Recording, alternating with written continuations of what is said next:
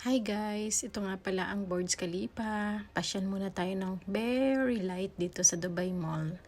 May kliyente kasi ako na tinagpo dito sa malapit sa may Dubai Mall. So, ngayon dito na ako dumaan ngayon. Sobrang dami ng tao.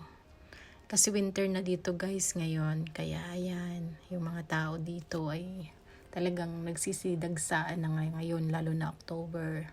Malapit na ang Christmas. So yan, ang mga tourist talaga, marami kapag ganitong October, November, December, talagang tinadagsa talaga ang Dubai. Kaya yan guys. Kaya pag napadpad kayo dito sa Dubai, unang-una nyong puntahan itong Burj Khalifa. Dito nyo talaga makikita lahat ng magagandang tanawin sa Dubai. Yan guys. So, wag nyo kaligtaan yan ha, napuntahan itong Burj Khalifa. Anyway guys, laging maraming tao dito.